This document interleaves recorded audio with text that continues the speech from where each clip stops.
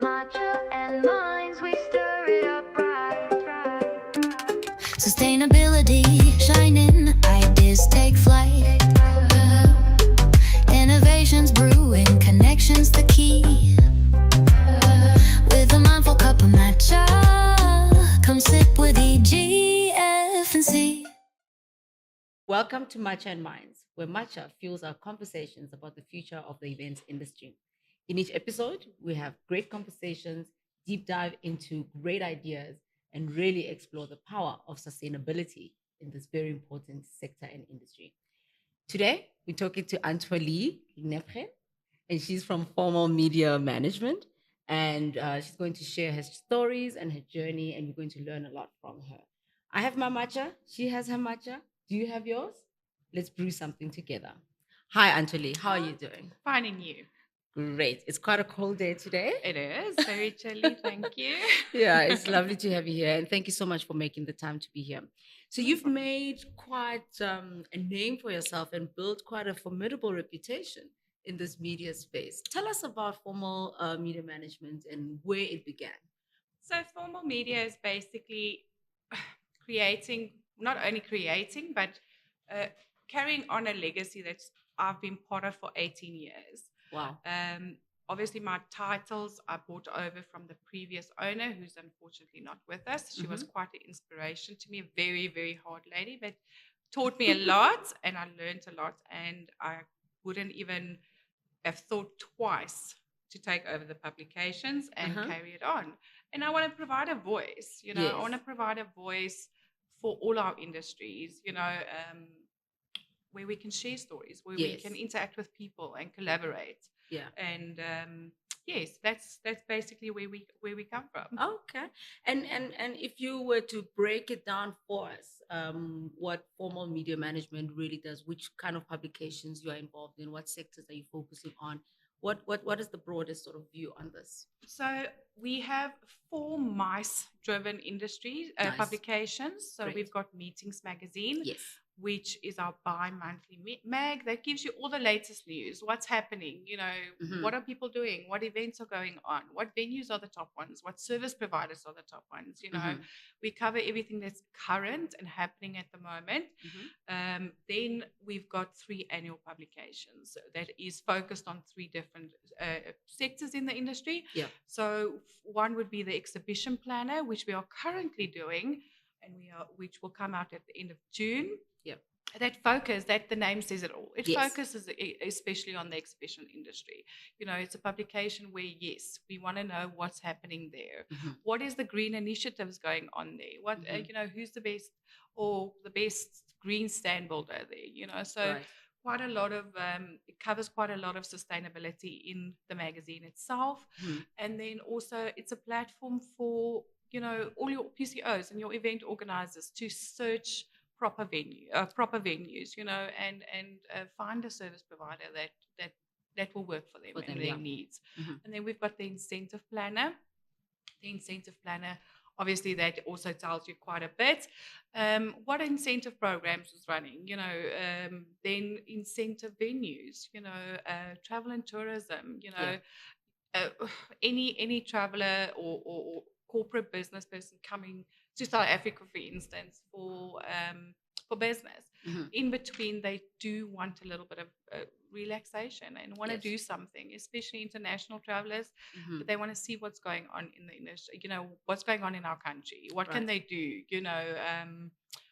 Is it some team building or activities that they can do? Nice. Cape Town, go do the Cape tour, the Wineland tours, and all that kind of stuff. So that one is a big focus around that, Okay. which is one of my favorites. It's a little bit of the fun side of the Yes. industry. Yeah. Then we've got our big annual publication, which is a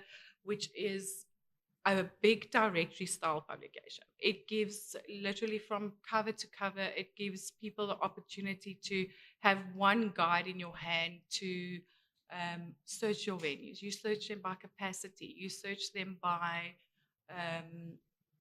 what rooms do they offer, what facilities do they offer, what activities do they offer. So it's a big guide for people just to use, have on table, have on hand. If anybody needs anything, it's there. And it covers service providers as well, your marquees and anything, any service providers that is out there. Wow. Then we're just busy launching our new magazine called Career Success Magazine. Oh, Yes, so it's in association with the PAFSA Association. okay. So it's for the PA Federation of South Africa. So this magazine covers everything for the PAs, your Wow. PAs, your office administrators. They kind of get overlooked sometimes. So our publication is there to shine a light for them. Okay. It's obviously in collaboration with the PA of the year. So every year there's a nice award ceremony, which we then take the winner and we make her famous. Let me put it that way. We give her some love, and we give her obviously a bit of space where she can how can I put it?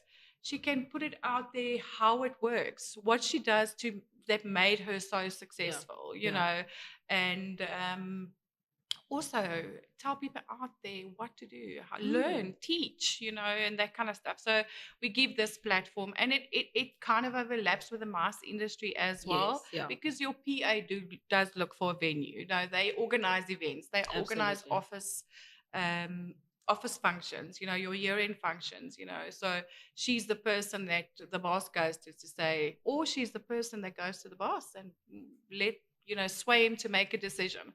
So we've got a wonderful, wonderful big platform and database for them. It's amazing. So obviously the two industries are merging. Every industry in South Africa. You can't think about SA Reserve Bank. Well, they will have a PA in there. Your even your big banks, your big industry, your mining industry, engineering industries, every industry somewhere there's a PA or office administrator running things behind the scenes. That's incredible. Yes. So that is basically our 5 main products. Yes. Our baby products are literally our love and our core of our business. Then we've got the digital platforms. We've got your social media platforms. That also provides opportunities to share news and do campaigns. For people. Same with a newsletter, a weekly newsletter. There will be a monthly newsletter for Career Success, and then a weekly newsletter for the mass publications. Wow. And then obviously we've got our website. Our website is a very active news website. So we heavily rely on clients to share news, share their successes, or share their failures so that we can learn from them, share stories, and so that the industry can know who they are and what they're busy with, from the little things to the big things. It's all important to us, So, yes, that's basically our gist of it. Yeah. And then there's a few separate offerings that we are busy setting up. We do offer a bit of printing services as well. We obviously branding services, printing services, catalogs, magazines, for the industry and the economy that we are in today. For me, it made sense. Why not print my own magazine? Of course. I can print my own magazine. Why not do it? Okay. Then your branded corporate giftings, all that kind of things. We just started. We literally 2 days ago started with our little 3D modeling printing stuff. At this stage, it's a little bit of fun and games still, but it's So we are on the roll. There's a whole bunch of things happening with us at the moment. Exciting. Sounds like it's quite an empire with a lot of wonderful things and quite it's interesting how they are all quite related and quite relevant. So it's, later on, I think if we have the opportunity, it'd be nice to actually see how you spot these trends and ideas and actually evolve them into full-on publications in the end. Let's talk about sustainability. It seems it's quite a strong theme in your publications. What is it about sustainability storytelling that really makes you excited? So from a point of the sustainability, listen, we have to. It's no more something that is just talked about. It has to be implemented, but it cannot be implemented without the people. Right. And from our side, all we can do is, help get the word out, help implement it. From our business side, we try and stay green as far as possible as we can, from either keeping the magazines just digital, or if we print, from the paper we print on to the glue that we use, you have to make sure it's sustainable. And it's not only sustainability around saving the planet, but for sustainability around people as well. Right.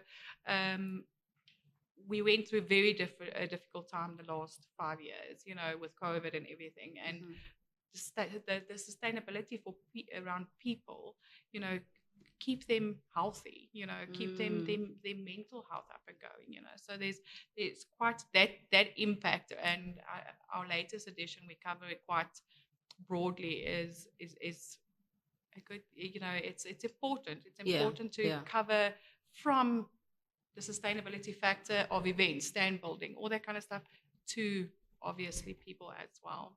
Oh wow, that's really quite inspiring. And it comes through, in the energy there, that you do consider that a story worth telling if there's impact, and even possibly that it has impact to impact people. and inspire. Correct. Do you understand? So if we talk about sustainability, we do it with passion from our side. It's a big thing for us. To keep events, the events industry sustainable, but you have to look at the impact of the people as well. So it's a broad spectrum. If you can't do it differently, you have to tell it in a story. You have to speak to people. You have to connect with the people and make sure without the people, we can't. It's not worth telling. Yes. Yeah. No, that's incredible. And I mean, in these days of greenwashing and all types of I mean, sometimes it's maybe not deliberate. Sometimes it does take a bit of educating for people to understand what really is green, what really is sustainable, and the like. It then touches on integrity, and as a storyteller, you sort of play that sort of arbiter in that space. How do you balance a story, but also while maintaining the integrity around real sustainability stories? Listen, that's fact checking, definitely. You have to make sure that your facts are in order, and you have to speak to the right people. You have to speak to the right people. You can't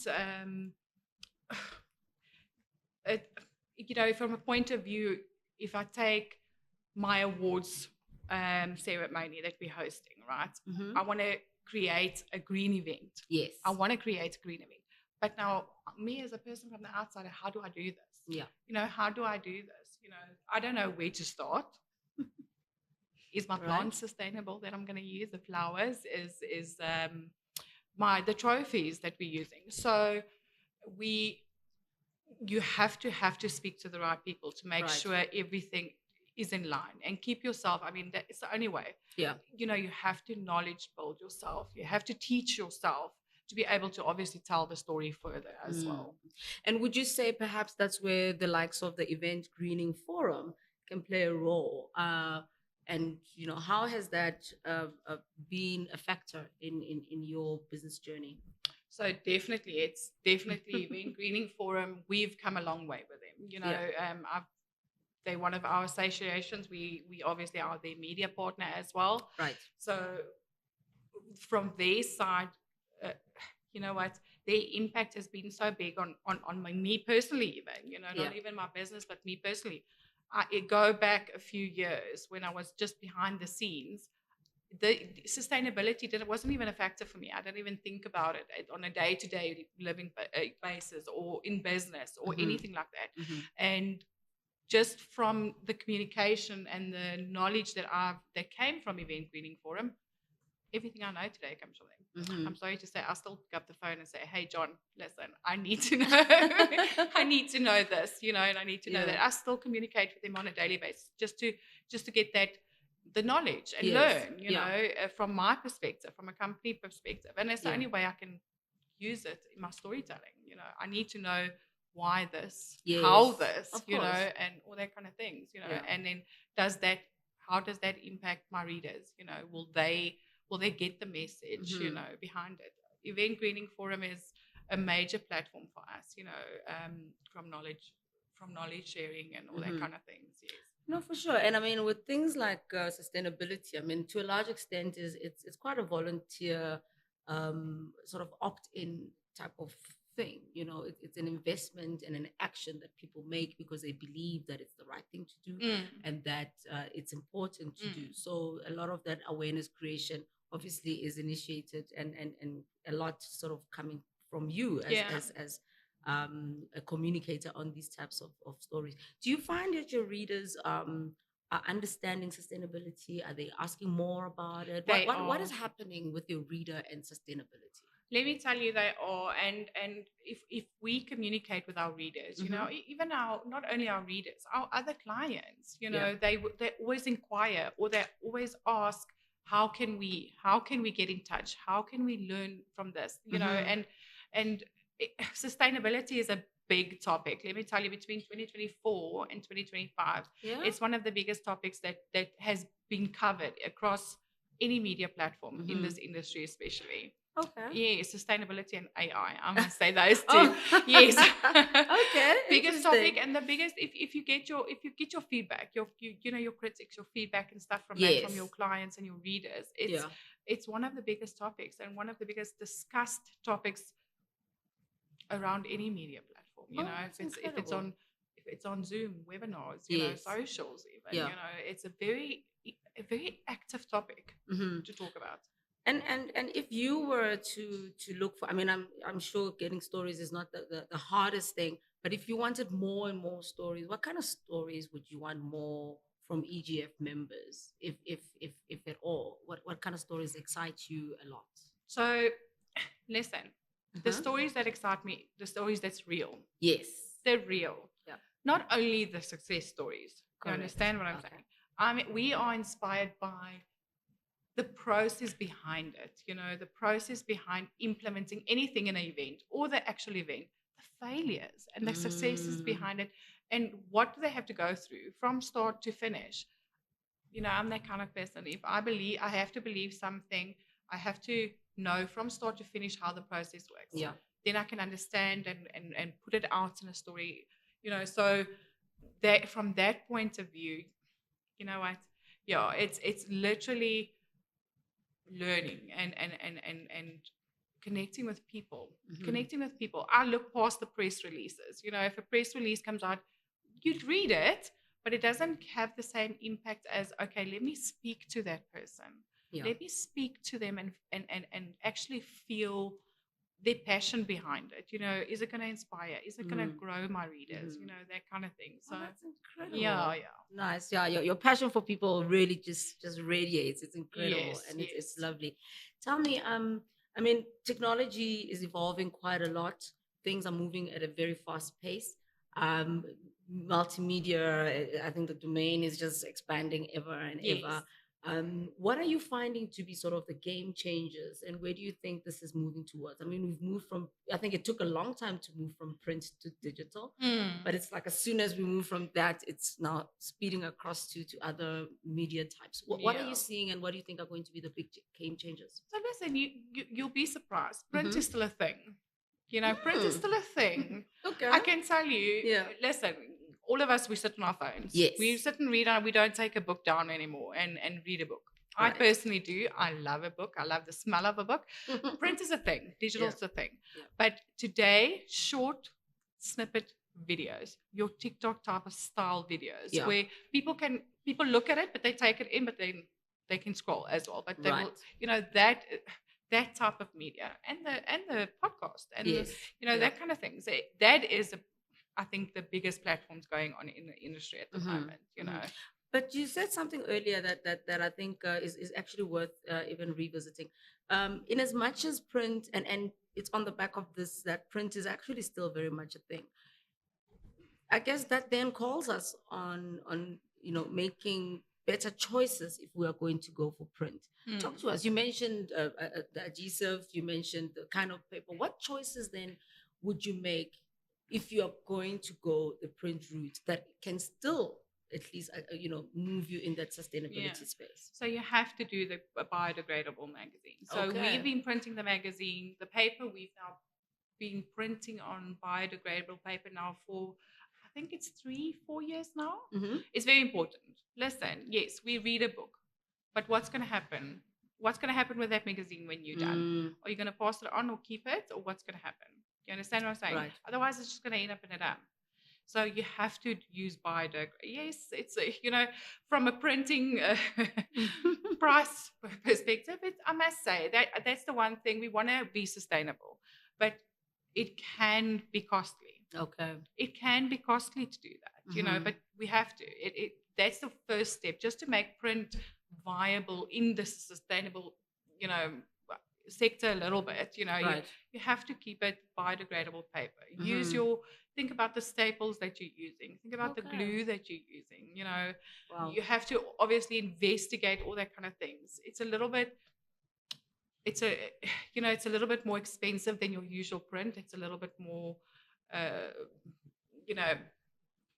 heavy on the pocket, but it's things that you have to do. Yeah. It's things that you have to do. No, it is. So Absolutely. from our perspective is we do, for the last, it was 3 and odd years something now that we've been printing on biodegradable papers. And but also we did print a 5,000 print run per edition. We don't do that anymore, because we don't want that wastage, we don't want that. So we do, from our company side, we've got a list of subscribers that they want to print magazine, so we print less copies to still cater for the market though, right. But then obviously the digital copies they are widely spread everywhere, they're a lot more popular than the print. And the print. Wow. Yeah. And what's the reaction when you pitch that there is actually a biodegradable option, an alternative to print media? What have you found? Are some of your clients still excited about that? Yes. Listen. So as soon as you mention that, you get the, oh wow, yes, okay, that's good. Yes. Then you obviously want the magazine, or they want to partake in the magazine, So that is it a selling point. Let me put it that way. Oh, it is. Wow, nice. Yes, it is. Yes, it is. It's a good selling point as well. We can say, oh, our magazine is it is sustainable. Okay. It is. You can use it, read it, and then obviously get rid of it. Well, it's an eye opener for me too. Yeah. And I'm imagining that someone who's watching is also thinking, wow, that's quite incredible. It is. Is it something that is locally and easily accessible? Let me tell you, in the beginning, if you go back a couple of years, it was not. Yes. It was not. And it was extremely expensive in the beginning of this, when, how can I say, I'm not gonna say sustainability became a trend, but when when people became more aware, it was very expensive and it was very hard to obtain. You would quite often get the printers coming back saying, sorry, we don't have stock. We don't have stock. We're waiting for stock, you know, and that kind of thing. So in the beginning, it was quite a bit of a challenge, but because it's a bit more of a popular thing to do today, it's more easier. So obviously it's easier to process, easier to get hold of, you know. Yes, printing prices are a little bit more expensive than your normal paper, but you know what, it's worth it. We'd rather do it. And it's a beautiful paper. Yeah. You know, nice. It's not something that we speak about or people always understand, you know, your quality of paper between the magazines. It's beautiful. If you have normal paper or certain grammage of paper, your magazine's not going to look good. It's not going to be, it doesn't look like quality. It doesn't feel like quality. And that's the one thing I do appreciate about this paper is that it looks beautiful. It smells beautiful. Sorry, I'm one of those. I am one of those. I'll smell a magazine when it comes out. It's a whole sensory experience. Yes. So that is, Okay. Well, and I mean, you seem like you really are also just on the cutting edge of all things creative, interesting, and you know, current. Yeah. How do you keep that going? How do you stay creative, and how do you stay on top of trends in this way? So for me, I don't go around just the buzzwords going out. You know, I speak to the people. I connect with the people. You know, I never used to be like that, believe it or not. But connecting with the people and just getting out of the comfort box, you know, that we are all used to. We can't sit back and say, but this is how it used to be, you know, or this is how we used to do things, and it must stay like that. It can't. So you have to get a step out, connect with the people, speak to your readers, speak to your clients, speak to the industry.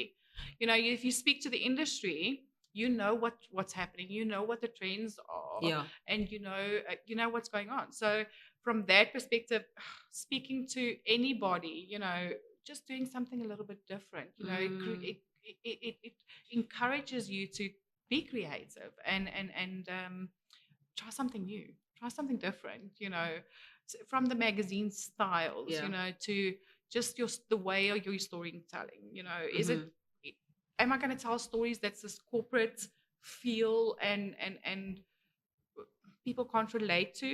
Yeah. Or you're going to tell stories that people are comfortable for and understand, and then get the message, so yeah. That's lovely. I'm curious. I mean, if you were to just give one thought, to the professionals in the industry around really driving sustainability and pushing sustainability in their practices and how they do things, what could that message be? So we are just scratching the surface of this. We're scratching the surface of sustainability. Yeah. We can implement, do. Yeah. Don't just talk. Don't talk. Talk is big. Do. That is my thing. Yeah. If implement anything that you can, and consider the person that's with you or next to you, Yeah. or that's in the next office with you, or at the events, at the next stand with you, so implement. Don't talk, implement. I like that. I like Yes. that. Just keep moving and Yes. you pick up along the way. I mean, I did say earlier that I'm quite fascinated that you've built this real big, broad empire of beautiful and very specific publications and media products that are quite relevant. And it's interesting to see how they all spun out and started becoming more bigger, as I guess a subsector of what you're doing. What do you think the next step or the next big thing is for formal media management? Yeah, so our next big thing is our Women in Mice Awards. What? So yes, Okay. so the brand is about 8 years old now. Yeah. Unfortunately, it had to be put on hold for a little while due to COVID. Mhm. And this is obviously the first year that we can relaunch the event. Okay. We had the breakfast in February announcing the judges and the Nice. theme. So our theme is She Heroes, Okay. and then collaborators and innovators. So yes, that is our big thing. It's happening the 6th of August. Oh wow. Yes. I'm very nervous from our side. It's like I say, I've been behind the scenes on everything basically. But now hosting and creating this magical event myself, is obviously challenging, but very Yes. exciting. And the love from the industry, I'm telling you, I am astounded. I'm amazed. The love from the industry that supports this initiative, Yeah. it's very good. We have to acknowledge the ladies in our industry. Yeah, I was going to ask what inspired a specific focus on women in mice. Yeah, listen, the ladies get a thing done. Right. Between me and you. Right.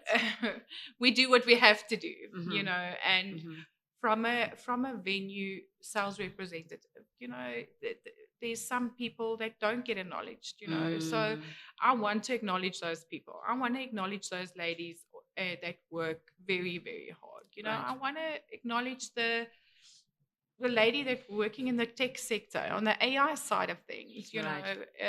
It's from every aspect of the mass industry that we try and cover in this awards. They have to get that acknowledgement. I am 100% lady-owned business. Congratulations. Very proud of that. Yes. And I think that's one of my big messages. We can achieve a lot. We can, and we work very hard around it. We have to acknowledge these beautiful ladies that's in this industry.